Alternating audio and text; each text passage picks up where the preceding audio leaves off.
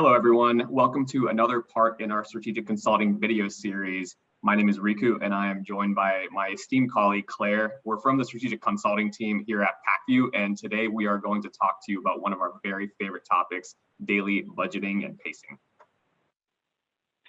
Yeah, so pacing is super important in the basics of kind of how you're spending and how you're spending your budget each day, each hour, monthly. And it's, the first thing you should be thinking about as you're taking a look at your campaigns and optimizing your campaigns. It's kind of, you really want to get to the point of always on. So if you're taking a look at your account and, you're only spending a few hours of the day, how can you adjust your budgets from a daily perspective and a monthly perspective to capture that demand, throughout the day, throughout the month, throughout the quarter, your time period. So it's super important, and you want to get to that bid equilibrium part. So Rico, do you want to talk a little bit about what bid equilibrium means? Yeah, we get a lot of questions about daily pacing and why should somebody care about it.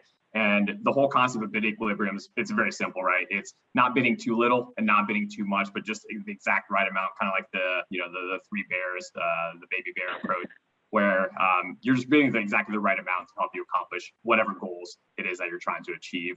One of the predominant goals that most advertisers have is, as you mentioned earlier, right, staying always on, maximizing campaign flight time for the day, for the month, for the year, whatever kind of time increment it is that you're really looking at. But the whole idea is you're kind of always on, you're always capturing those shoppers whenever they're on site.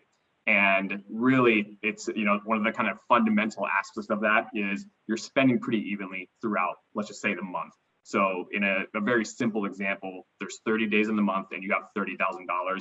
You should be spending ideally about $1,000 every single day. So if you're 5 days into the month and you've already spent $7,000, it means that you're gonna probably have to make some cuts, further down. You're probably gonna have to reduce your pacing because you're coming in a little bit hot. And if you don't, you're gonna run the risk of having to go dark at the very end of the month. And why that's important is, let's just say you have good pacing control, but your competitors don't. If they go dark at the end of the month, that gives you a ton of competitive advantage where CPCs are going to go down, you're going to capture additional efficiencies, and you're going to get better yield for your ad spend. So pacing is a good way to kind of help throttle, moderate your spend. And obviously that's a very simplistic and overgeneralization of the concept because we know that overall site traffic fluctuates, based off of day of the week, based off pulse periods like Prime Day, Cyber 5. So you never have this like consistency that you want, but you should at least be measuring that on a daily basis. Yeah, agreed. And I think it's key to be on top of how you are pacing and transparent. Sometimes you are overpacing and there's nothing wrong with that. That could mean there's just an influx of demand there that you should be capturing, and it's good for your client to be capturing. But it's always just good to be transparent and let them know, we are seeing a lot of demand in this space. We do expect to overpace a little bit here and talk about, your options. Is there opportunity for incremental? Should we be shifting how we're flighting this month or this quarter and shifting quarter to quarter, month to month? So I think it's super important to be agile in your approach because everything's constantly changing. Hourly, daily, monthly, kind of, even how you shop daily is different. So consumer behavior is constantly changing. On certain days, maybe in certain products, some people are looking for products more in the morning, which on certain days could be more in the evening. So just kind of staying on top of what that consumer behavior is looking like, the seasonality, shopping for groceries, most of us Sunday evenings or Monday morning, those types of times, that's when we're doing our grocery shopping right before the week starts. So being aware of those trends, but also being agile to how that landscape is changing. COVID, for example, macro events like that throw a huge wrench and huge changes into how people are shopping and the consumer behavior. So, being agile to that and being able to shift and adjust based on what you're seeing in that landscape, especially now more than ever as e-commerce becomes such a big part of things. But it shouldn't be stressful. Just let demand flow. If you see things change, make an adjustment that way. But take a look at historical performance if you're trying to get a good grasp on, what the flighting should look like. That's something great to look at. As you're planning for the year, what the flighting should look like, how you typically feel see sales net out for the brand historically, because it's not going to be too far off unless, you know, you see COVID and something like that shifts the entire consumer behavior. But anything else to add on, things to watch for and things to align to? You brought up a really good point on just kind of overall hours of the day and how you think about that. And it reveals this kind of interesting phenomenon called like these infomercial hours, right? So back in, the olden days before the internet, you had, people who would stay up in the middle of the night and just be, mindlessly consuming, the QVCs and whatever.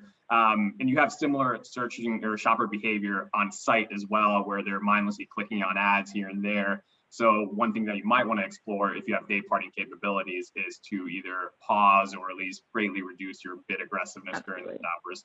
The caveat there is don't just assume that just because people are clicking and not buying in those hours that it's not important, because they might also be doing very important consumer research. Yep, agreed.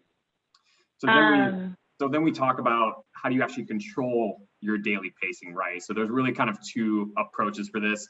I'll take probably maybe the easier topic, which is manually controlling your pacing, and then Claire is going to indulge you with automation and using technology to help you. The new thing. Exactly. So when you think about pacing on the manual side, there's kind of two ways to think about it. There's optimizations that you can make within your existing campaigns, and then there's structural changes that you can make. So we'll talk first about these, kind of optimizations, and that's essentially where you're either throttling your bid aggressiveness up or down based off of whether you need to ramp spend up or down, right? So the idea is if you bid more, you're going to spend more. If you bid less, you're going to spend less. You can also do that with daily budgets, right? So if you know that you have $1,000 that you can spend maximum per day, then the aggregate budgets for everything in your account should be $1,000, for example. If you need to reduce that, you reduce daily budgets. You can also make structural changes, whether it's adding keywords, adding new campaigns, adding new SKUs. So there's just a bunch of different things and a bunch of different ways that you can approach this problem of manually pacing. So I think, Ritu, you hit on something great there, creating new keywords, adding new campaigns, breaking things out and testing things is a great way to adjust how you are pacing. It shouldn't necessarily always be a push and pull of the bids or the budget. So I think that's key to know too, that pacing leads into, what else can I optimize, or where do I need to adjust campaigns, things like that. And obviously that can get super granular, taking a look at all of your campaigns and, what is demand doing, what does the landscape looks like. So I think automation has been key in technology and e-commerce and search to really help clean up and save you time when pacing. So there's a lot of different things like automation, machine learning, AI these days that take a look at all those indicators. What does the landscape look like? How is demand ebbing and flowing? Who's bidding up, who's bidding down? What does that landscape look like between even your campaigns, and it will adjust that for you. So PackView has auto pacing, for example, which will look at, time of day, hours of day, what's performing well, CPCs, ROAS, and adjust those budgets based on what's going to drive the most sales for your business, which is the ultimate goal. But I think the key there is also, the automation doesn't know your overall client goals. So you need to make sure you're tweaking based on, if your client has priority campaigns or categories, that those categories are still getting the priority budget that they need, and that you're still achieving the client's goals with that automation. So I think that's really what gives you the best success, is taking automation and then adding your manual oversight, because you know the client best and you know what they want to get out of e-commerce. But I think overall, pacing is definitely the backbone of e-commerce and search in general. So it's key to be on top of that in the very base of what you should be looking at and optimizing for your accounts to be successful.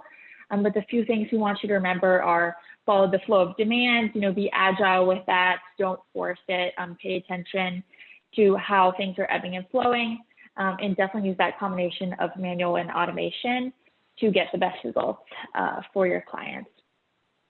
But thank you for joining. We hope this was helpful.